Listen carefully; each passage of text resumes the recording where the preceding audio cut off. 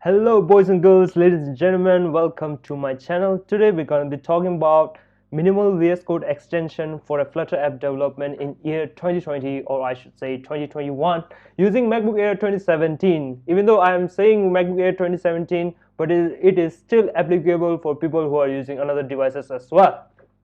So before we begin, I need to talk about an issue that has been a huge problem for myself while developing a Flutter application. It was the issue of Dart code analyzer taking lot of CPU utilization, causing my MacBook to perform very poorly. So in order to solve that, I will quickly show you my screen. Basically, what you need to do is you open your VS Code, then type Control P or Command P if you are using a Mac. So you need to go to settings.json. Once you go to settings.json, simply you need to enter this value. Dart preview LSP equals to true or set to true. I'm not going to talk about in depth about this issue, but if you want to learn how this works, then I will be linking down GitHub open issue or the close issue link down in the description. So let's cue the intro.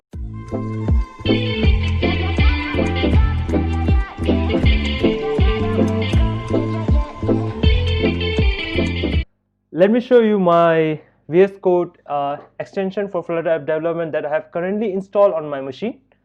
So we're gonna be skipping two of the extension. One is Flutter, another is Dart. So basically it is understandable that if you want to develop a Flutter application, then you need to have Flutter and Dart code extension installed on your machine or your IDE, preferred IDE. So let us talk about the one of the I have how many installed? 1 2 3 4 5 6 7 8 9 10. Only 10 extension. Among them, two are mandatory. So first one is the awesome Flutter snippets. The name itself is self-explanatory. If you can see over here in the shortcut, if you write stateless w, it will create a stateless widget. So let me create a new project over here.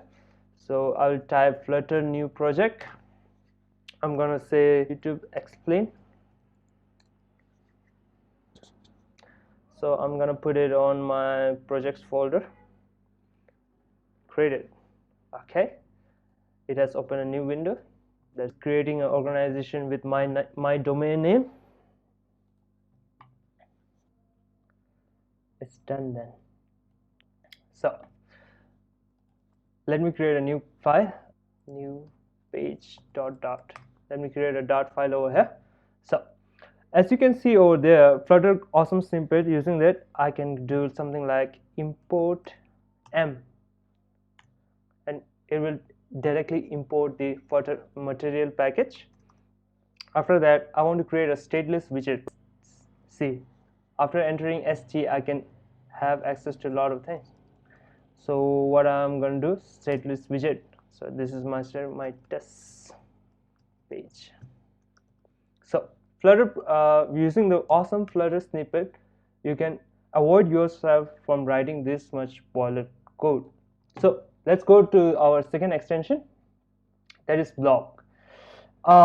This is quite complex and quite hard to recommend to anyone who is beginner in Flutter app development.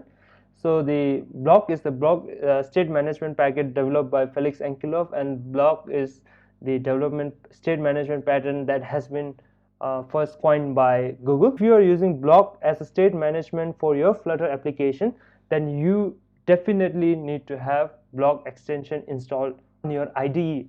I'm sorry. So it contains a lot of snippets inside. So example, if you're a Bloc user, that might be aware with this. If you're trying to access a Bloc, then you can write something like Bloc off. It will also be useful in writing like repo off to access all the repository. Next, we're going to talk about the more of a UI. This is the Bucket Pair Colorizer 2. So basically what it does is, in Flutter you will see a lot of bracket defining a lot of the structure of the application. So if you can see over here, see this one is in purple color, I guess. So this bracket is colored by purple, so ending one will be also in purple. So it is helpful for you for visual realization of where a particular scope ends. So another one is the code time. This is more of a people who are into the productivity and stuff. So basically if you are coding in VS Code and you want to know how much time you have spent coding and stuff, so using this VS code time extension, your entire progress has been captured in it. So this is the UI of the application, and what you can see over here is, if you click on the bottom bar of your extension, it will show you the time that you have spent coding. So today I have spent only 3 minutes. I'm not coding so much, but if you click on this extension, it will open such a way, so you can link to your GitHub or Google account, so that these metrics are stored into the code time extension itself. Next, so anybody who is on VS Code, they need to have a particular theme, right? So many people use material theme package or atom dark package. So this is the dark PK theme. This theme is developed by Pawan Kumar, a Flutter app developer living in Delhi.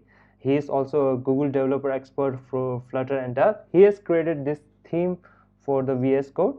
I've been using VS Code this theme for like past 2 weeks or more, and so far I like this theme a lot.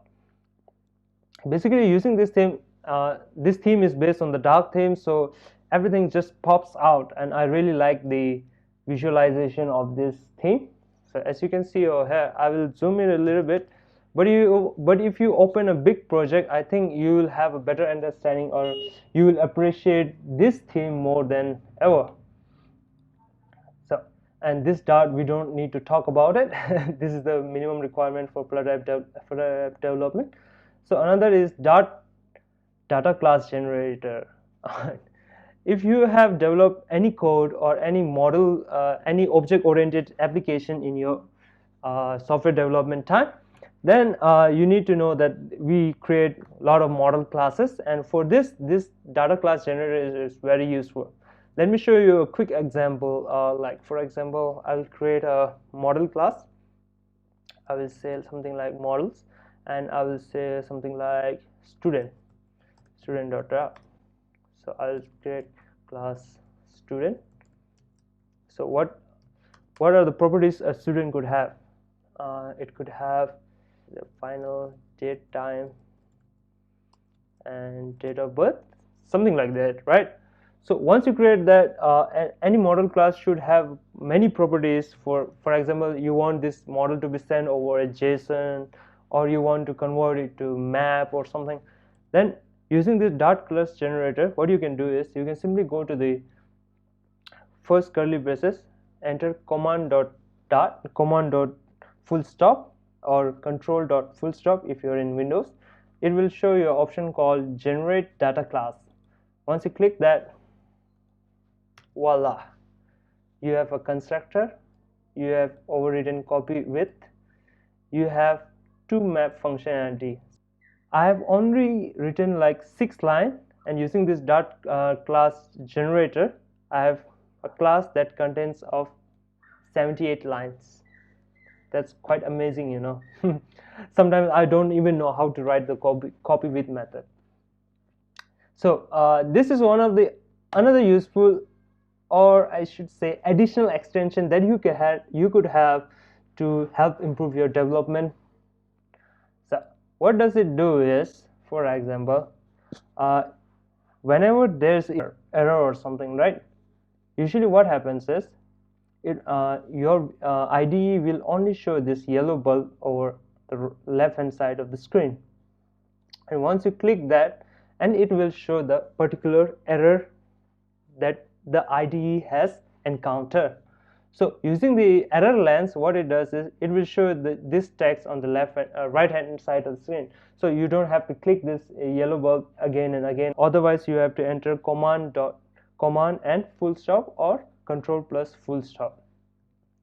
So the error is displayed properly and you never have to worry about what is the exact error. So once you enter the semicolon, it will not show the error anymore. It is the icon package that you can install into your VS Code. Using this icon package, what happens is it will show these folders and stuff on the left hand side of the screen. So if you again click on this settings icon on the bottom left corner of your screen, then you can choose file icon theme. Once you click over here, it will show the available icon package that you have installed on your machine. So I could either go colorless, see, or I could go something like that I have previously set up, that is with some color. Of course, I'm not using a black and white screen, so I should get some color icon, sorry. Now this is the Flutter package. This is the default mandatory plugin that you should have to develop a Flutter application on any IDE you have. Prettier Plugin. This plugin is more about the formatting of your code. Without this Prettier, also your code will be formatted by the default configuration that is set to your IDE. But using this IDE, using this Prettier extension, I found that my code looks a little bit better than the default one. So if I change something like this, then if I enter command space, it will generally create a format that has been set by the Prettier. I don't think there's much to talk about it, but if you want, you can have it. Otherwise, it is not that of important.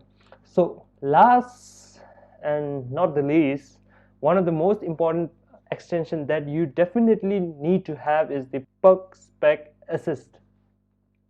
So if you are a Dart developer, if you have written any little bit of Dart code, then you might know that Flutter app developer use a lot of external packages that are available on the pub, right?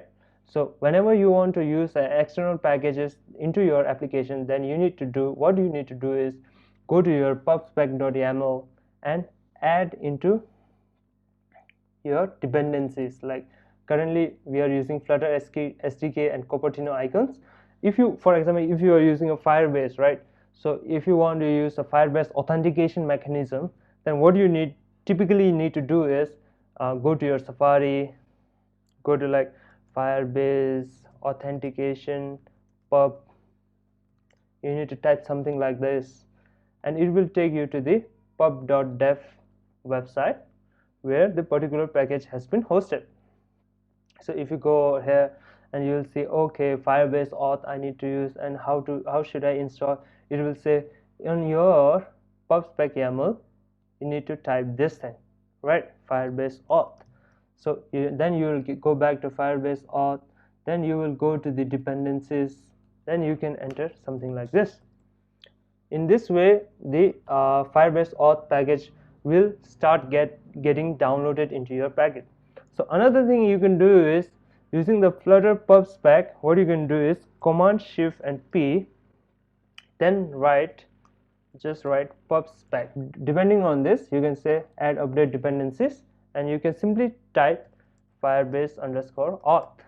Once you enter that, just wait for some time, then voila, you have Firebase auth already installed. Using this, it is very useful package. You can just search for stuff. For example, image picker. Do we have some package called image picker? Yeah, we have. Just type anything like image crop. It will show the possible results for your search query. So you don't even have to write package name, just you can type something and everything that is related to it will show up. So we will use image cropper. Just like that, you have entered we have just downloaded all the Pubspec dependencies. So I think that's it. These are the minimum number of packages that extensions that I use for my VS Code for Flutter app development in my MacBook Air 2017. So if you have any question or any suggestion regarding my videos, or do you want me to make a specific video on another topic that you are particularly interested, then please comment down below. I'll be writing down the packages names, extension names on the description itself, and if anything I miss while talking, then I'll link down in the description as well. So that's it. Thank you so much. And before you go, if you are new here, consider subscribing to this channel. I talk about Flutter app development, software development, and very interesting topic that you might be interested. So that's it. Thank you so much for watching, and see you guys next time.